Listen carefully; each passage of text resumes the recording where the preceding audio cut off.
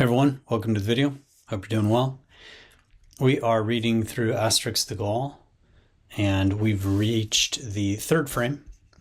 So in the first frame, the Romans are invading. In the second frame, Vercingetorix is laying down his arms at the feet of Caesar. He's surrendering to Caesar. And now in the third frame, we have the narrator saying here, peace reigns, disturbed only by occasional attacks from the Germans. By the Germans, speedily repulsed.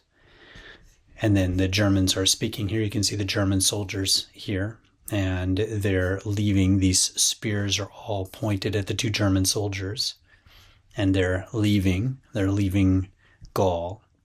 And as they leave, they're saying, so, but we come back, good, we go. So the author is giving us a German accent here in these words. Gut is the German word for good.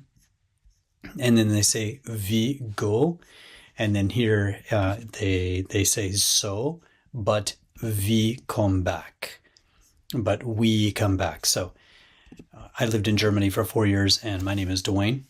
And one summer, all of my German neighbors wanted to learn to play volleyball, or for some reason they got into volleyball.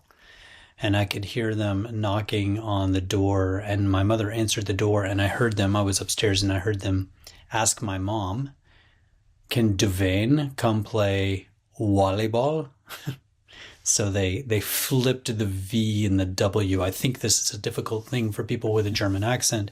I think it's a difficult thing for them to get the V and the W correct in the English language. So here, these guys are saying, gut, we go. So the authors are demonstrating a German accent here. Or gut, but we come back.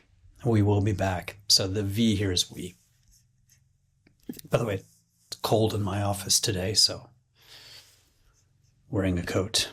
Peace reigns, disturbed only by occasional attacks by the Germans, speedily repulsed. This is kind of a complicated sentence, the way they worded this. This book was translated out of French, which is probably why.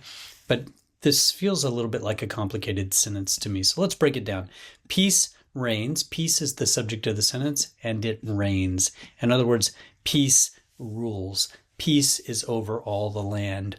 All of Gaul is at peace. And that peace, it is disturbed. Disturbed here would be a passive verb, and it's understood that there's an is there. A helping verb is. Peace reigns. It is disturbed by occasional attacks. So sometimes the Germans will attack.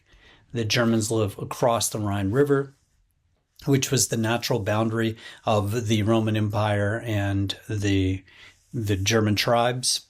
They live across the Rhine River, and it's a similar, there's a similar boundary here between the Germans and the Gauls. I guess it would be the same boundary between the Germans and the Gauls, because at this time the Romans are in charge. So maybe they're going across the Rhine River back to Germany, and they say, fine, we leave, but we will come back. And this may be a reference to the fact that the Germans did invade Gaul multiple times throughout the rocky history between the Romans and the Germanic tribes. So peace reigns all over Gaul, disturbed only by occasional attacks by the Germans. So it's not the Italians that are attacking Gaul. It's not the Spanish that are attacking Gaul. It's not the British that are attacking Gaul. There's peace over all of Gaul, only disturbed sometimes by attacks from the Germans. Those attacks are speedily repulsed. Repulsed comes from the Latin word re, which means back or again, and pulsare means to hit or punch. So if someone is repulsed, they're pushed back. I think it's pello pelere. I need to look that up. But anyway, if someone is repulsed, they're pushed back. So these attacks against the Gauls are pushed back by the Romans. So the Germans are frustrated and they leave and they say, but we're coming back. The next frame we have all Gaul is occupied. And here we have some names of different tribes that lived in Gaul at the time. The Aquitani, the Celts, the Amorica here, Belgica. These are all names of different tribes. This provincia down here, or provincia, some people will say, is the name of a Roman province, which turned into the modern French region of Provence from this old Roman word provincia or provincia, which means province in ancient Rome.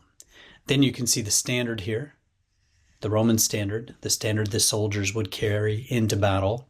You can see it stuck in the ground here in the middle of Gaul. And this is a symbol that the Romans have taken over Gaul. All of Gaul is occupied by the Romans. Here we see SPQR again. We talked about that in a previous video, Senatus Populusque Romanus, the Senate and the people of Rome.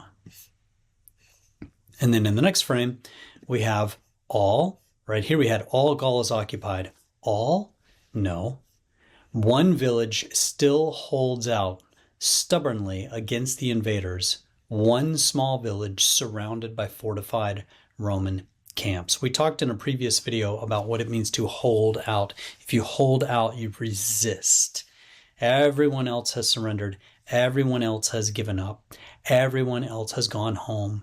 But maybe you still hold out. You will not quit. You will not stop.